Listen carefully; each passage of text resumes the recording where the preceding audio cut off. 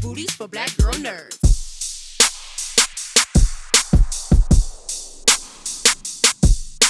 So I want to start with you, LaKeith. We witnessed the trajectory of Clarence's faith in this film and how not only it impacts him, but also others around him.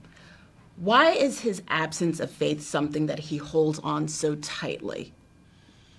I think we tend to develop modalities and philosophies of life that tend to suit coddling our traumas. So we design our thought process based around things that make us feel comfortable, but not necessarily things that are good for us. So I think over time, Clarence perhaps built this mode of being and living that felt comfortable, but that wasn't necessarily serving him. So when he finally decided to step outside of that and consider other possibilities and options, it just expanded his world in a way that he never could have imagined. And really, at the heart of the film, it's about him coming to save himself. And it's about, taking a leap of faith and moving outside of normal convention in order to see what life has to offer. And so, yeah. Yeah, absolutely. RJ, over to you. I couldn't help but notice Elijah's constant use of chain smoking throughout the film. And I was curious to know, does he smoke to ease his anxiety, or is it something to look cool? Like, why is he such a chain smoker? Well, I think so the look cool thing, right? Elijah doesn't look cool smoking. And I'm glad that James didn't try to make that a line of it. Like somebody says in the movie, hey, I want to try it because you make it look such. That's just Elijah, you feel me? It's almost like brushing your teeth. It's like, all right, word. It's not too much to think about, but just because he's a cool dude, you feel me? Like, you just be chill. It's a hard time that they live in, so he's not trying to think about all the hardships. So if, the Langan weed keeps him straight, I don't think it's something bad. He didn't become a crazy person while smoking it. It's just a cool little vibe, I go through a lot as Elijah, so let me just ease this up. It's okay, Clarence. I have to support this crazy quest of yours. No, I'm going to need this. It's more just like a chill spot for stuff that might get hasty. Right, Yeah, right. one of my favorite things was the mechanism for the lighter. Yeah, which was it's like a flint and stone kind of thing where you would have to get a spark to catch on some little like hay or hair, and then that's how the flame came. So it's like this little old-fashioned lighter, which you would imagine to be an old-fashioned lighter, and it kind of lit up. It was really cool, and it was cool to see him do that every time, and it really did. It looked cool as hell. Like it always did. looked cool. But it wasn't like that's the reason why. Right. It was more like, dang, I'm struggling, but I don't want to think about the struggle. And I actually sell this right here to make it, you know what, I might as well make sure that the product is okay. Yeah. It's nothing like somebody who knows their product. You gotta test it. Yeah, you got to test it. Yeah. And got to keep that product authentic to the times as well. Exactly. LaKeith, back to you. You play the Messiah in this film, and there is a scene where you are, in fact, nailed to a cross. And it was a pretty tough scene to watch. So what was filming that day like for you? It's a very layered process to have to go through. It makes a lot of things flash through your mind. What might have been happening in real instances like this. How do I feel right now? Getting into that space, it felt quite hopeless in moments.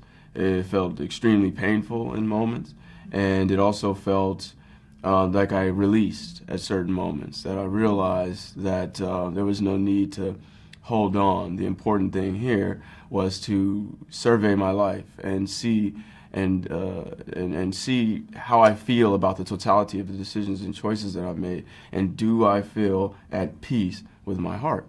And I did at the end of it, and I thought that was very important to realize at the end, the only person to judge you is yourself and God. And so it was really important for me to go through that, because it made me think about how in my everyday life the things that I'm doing are going to be reflected to me at the end, perhaps. So it was just a really interesting space, and technically, it felt like an injustice was happening at certain points where, you know, you're out of control and people are literally controlling your limbs. You kind of really get a sense of the puppetry of what it can feel like to exist underneath a power structure that isn't fair. And that also resonated with LaKeith, as well as it resonated with Clarence in the moment. So there were these moments that kind of seemed to travel through dimensions and be metaphors for things that I know, but also things that Clarence understands. And so I hope that would translate to the audiences too. I mean, actors that have played these roles in the past, you hear these stories about how they've been changed by playing these roles. Has it changed you at all? Has it made you feel more at peace? Absolutely. This movie, I walked away from it feeling completely inspired and walking in what I know, not what I believe. It was very important for me to have a sobering, laser-pointed focus on what are the things that I wanted to bring about, achieve, and manifest in life. And this really made me feel like through Clarence I saw myself. And it wasn't until I saw the completed movie that it really affected me in that way. And I walked out with a lightness and a feeling like, yeah, I can do it. You know, the faith, if my faith is at the center, there's nothing I can't do. And really, I walked away with this feeling like that. Absolutely. Thank you so much for taking the time to talk to Black Girl Nerds. Brilliant performances from each of you, and all the best to you, and best of luck for the premiere. Thank you very much. Take care. Bye. Anna, I am going to start with you. There's an interesting line where your character says, and I'm paraphrasing here, that there's no such thing as change, but there's growth. What do you think she means by that statement? Well, she's essentially telling Clarence that who you are, who I've always known you to be, I don't believe would have changed overnight. You don't just become a believer, which he's claiming to be. But instead that people evolve, but evolving takes time. And so I think essentially she's saying, if you're telling me that you really are different, it didn't happen this quickly, so I don't believe you. Yeah. That really struck a chord with me. I love that. David, the revisionist version of John the Baptist is a bit unhinged, to say the least. I love that. How would you describe your character in this film? Well, John the Baptist in the Bible is a very unique, shall we say, individual. A guy who walked around wearing camel hair and eating locusts, and someone who literally was screaming in the wilderness to lay the groundwork for Jesus to come. And so, in talking to James about John the Baptist, we wanted to capture that spirit. And we wanted to capture someone who was antithetical to Clarence. Clarence is a false prophet. Clarence is someone who is irreverent, who doesn't believe at all.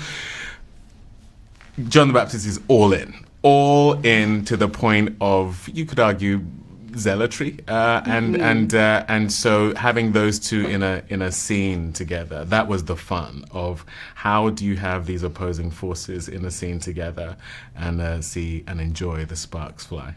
Yeah, you guys look like you had a lot of fun in that scene, indeed. We did, yeah. Anna, back to you. Does Clarence finding love make him more of a faithful person, not only to others, but also his belief in God, do you think? Make him more of a faithful person. I think it makes him someone that's taking a step back and redefining what love is. I think he has a kind of, not that it's not love for Verinia in the beginning, but it's a more immature type of love. It's not built on anything that they both can mutually agree on. And so I think it gives him a more mature perspective on love when it comes to Verinia. Yeah.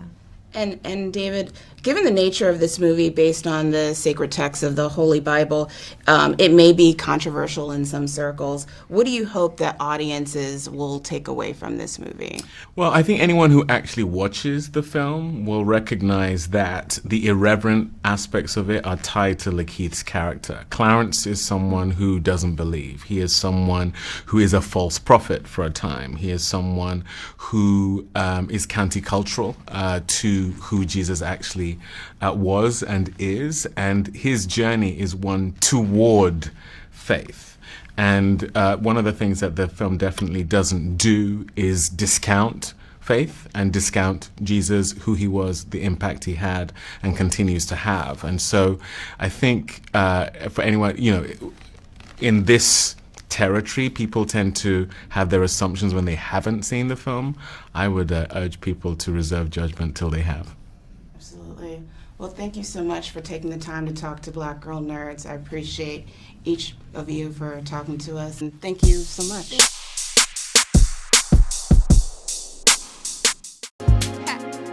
Better shake your booties for Black Girl Nerds. Better shake your booties for Black Girl Nerds.